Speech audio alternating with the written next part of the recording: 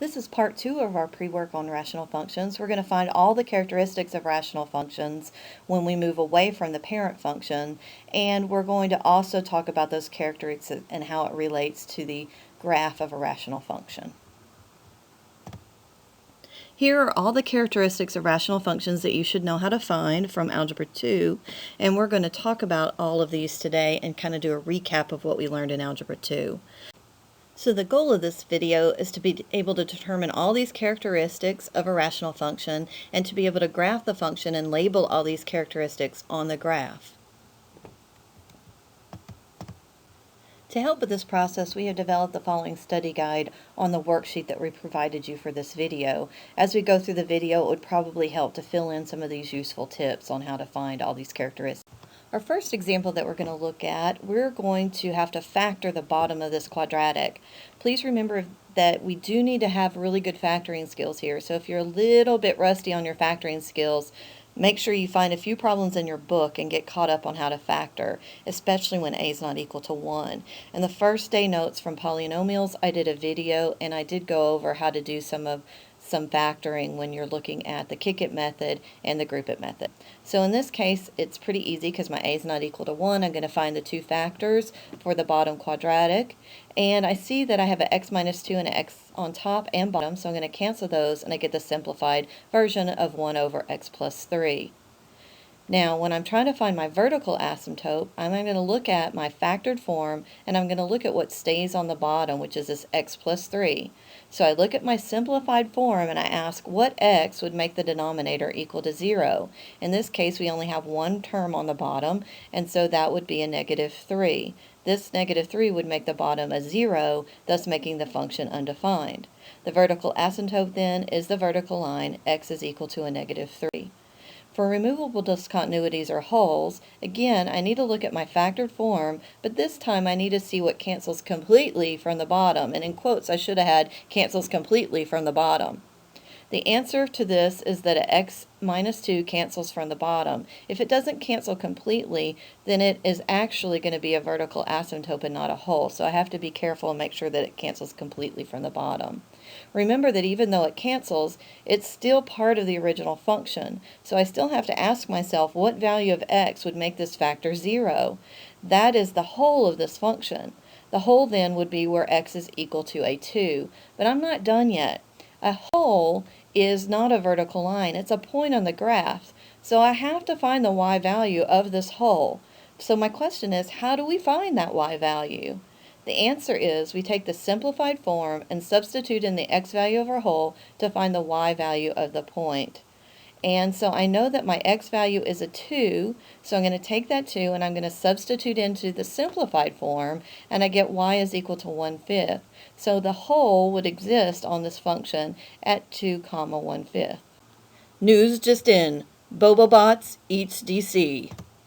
Who is this new enemy? Bobobots is the latest incarnation of the family of robots formerly known in Algebra 2 as Bobobotin, another robot with a math mission. Bobobots promises to restore Washington, D.C. to its former glory as soon as you learn how to identify the horizontal asymptotes of a rational function.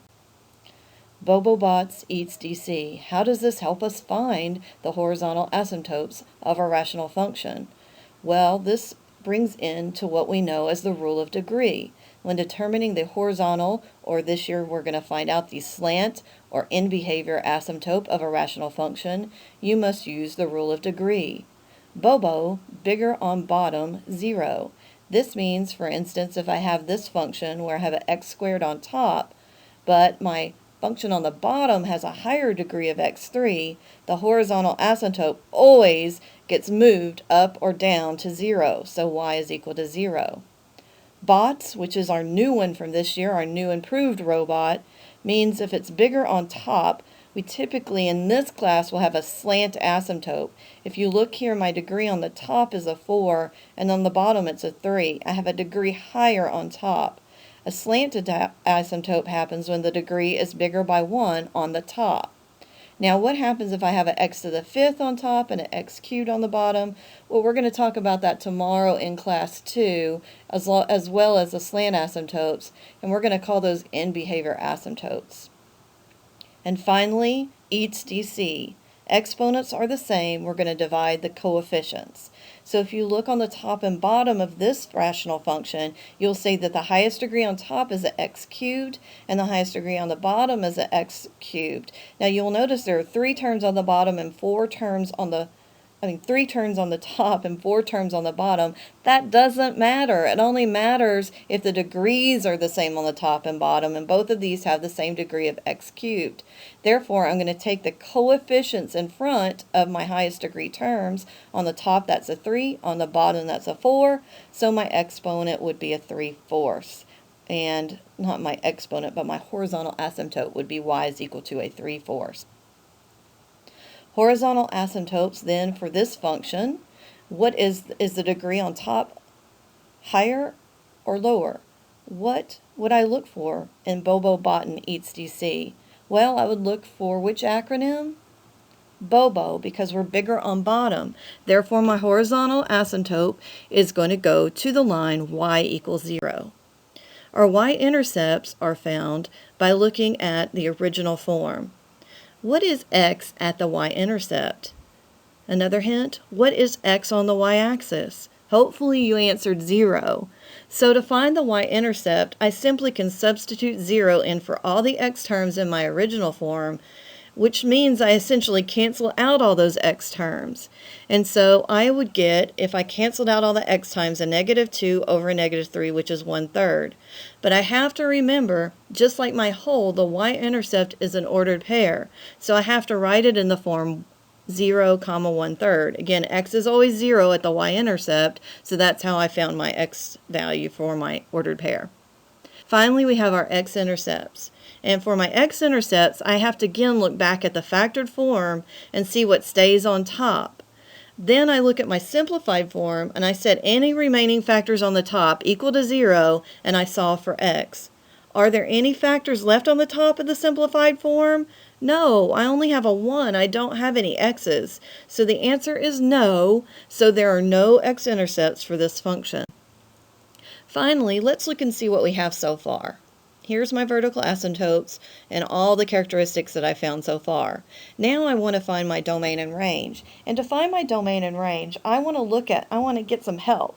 So when I look at the domain, I want to set the domain equal to all real numbers where x cannot equal any point on a vertical asymptote or a hole. So what are our vertical asymptotes and holes? Let's look at our paper and see. I see that is where x is equal to a -3 and a 2. Therefore, our domain is anywhere as all real numbers except where x is equal to a -3 or 2. So let's see how to write that. In set notation, I'm going to write it x is the element of all real numbers such that, now this is where I got a little concerned on our last test. In set notation, we do not have the union symbol. We actually use the word and we also have no infinity symbols in set notation. So I would simply say x cannot equal -3 and x cannot equal 2. In interval notation, now this is where our lovely infinity sign comes in and our union symbol. So I would write it like this. It's going to be everywhere from a -infinity to a -3, and then it can't be on a -3 because I have an asymptote there, so I'm going to union the next place where it can be on our axis, which is between a -3 and a 2, but I have a hole at x equal 2, so I have to stop there and then break and then come back and do 2 to infinity. The range is a set of all real numbers then where y can't equal any point on our horizontal asymptote or the y value of our hole. Where are our horizontal asymptotes and holes? Where y is equal to 0 and where the hole is equal to 1/5. So what is our range? Our range is going to be everywhere, all real numbers except for y, where y is not equal to 0 and y is not equal to 1/5. Again, I've written it both in set and interval notation so that you can see how to do that on your next test. Okay, our final answer for example number 1, we have filled out our domain and now our range. And here is our graph for our example number 1. And as you can see, our vertical asymptotes at a x equal -3, our horizontal asymptote is a y equals 0. We have no x-intercepts, and that's because we actually have a horizontal asymptote at y equals 0 along the x-axis. And we have a y-intercept, though, at 0 1/3, and there's our hole at 2 1/5. Okay, now let's practice our example 2. This is in a little bit different format to kind of help us jog our memories about what we've talked about so far. Now I'm down here at the bottom. I'm the one who is staying on the bottom. What am I trying to tell you? Y'all try to figure that out, and we're going to move on to question number 2. I'm the one who canceled on the bottom. Who am I? What am I trying to tell you about this function? Number 3, what do I tell you about the function? What do these exponents on the top and bottom tell you about this function? I'm the one that is staying on the top. Who am I? And finally, what do I help you find? I'm in the original form, and I'm the constants on the original form. What do I help you find on the characteristics of a rational function? All right, let's look at the next screen. It's going to give me the answers to everything, so hopefully you filled out your sheet on these. Here's our final answer for example number 2. I'm going to let you look at that for a little bit to make sure that you got everything okay. And then finally, here is the graph for example number 2. You can see that our vertical asymptote moved to x is equal to a -6. Our horizontal asymptote moved up to y equal 1. We now do actually have an x-intercept at a -2, 0, a y-intercept at 0 1/3 again, and a whole at 6 2/3. All right, let's recap really quick. The vertical asymptotes, I'm going to look at the factored form. I'm going to look to see what stays on the bottom, what makes the denominator of the simplified form equal to 0, and I'm going to write it as a line x equals 0. For my wholes, again, I'm going to look at the factored form. I'm going to see what cancels completely from the bottom. The x is going to equal to what makes the factor equal to 0. And the y, I'm going to substitute into my simplified form with that x value to find my y value. And I'm going to write it as an ordered pair. Finally, for my horizontal asymptote, I'm going to look not at my factored form this time, but I'm going to go back to my original form. I'm going to use the rule of degree and use Bobo-Bots eats DC to try to help me figure out what my horizontal asymptote is going to be. And I'm going to write it as a horizontal line, so y is equal to whatever I find from my rule of degree. For the zeros, again, I'm going to look at the factored form. I'm going to look and see what stays on the top. I'm going to look and see the x is going to equal to what makes the factor on the top of the simplified form equal to 0. And I'm going to write it in this form because I know on the x-intercept my y is always 0, so I just have to find my x term here. My y-intercept, I'm going to go back to my original form like I did on my horizontal asymptote. You're going to notice anything with y, I'm going to go look at my original form. Anything with x, I'm going to look at my factored form. So I'm back at a y, so I'm going to look at my original form. I'm going to say that y is equal to, in the original form, I'm going to set all the x terms equal to 0 or cancel out all the x terms, and what remains on the top and the bottom is your y-intercept. And I'm going to write it in this form because I know that x at the y-intercept is always 0, so I just have to find my y value. Finally, the domain is a set of all real numbers where x cannot equal any point on the vertical asymptote or the whole. So I have to look at both of those things and put my domain where those two things are not. Okay, finally, the range is going to be the set of all real numbers where y cannot equal any point on the horizontal asymptote or the whole. Now, I have to remember the whole, the y value of the whole, because actually the y is also discontinuous there. And this is usually the most missed thing on the test on this piece because we forget about that y value. Bobo-Bots is now happy because you know how to find all the characteristics of your rational function, including the horizontal asymptotes. Tomorrow we'll be looking at how to find slant asymptotes and how to find end-behavior asymptotes.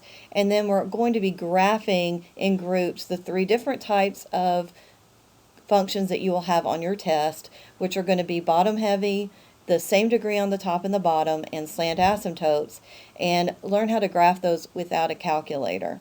All right, thank you.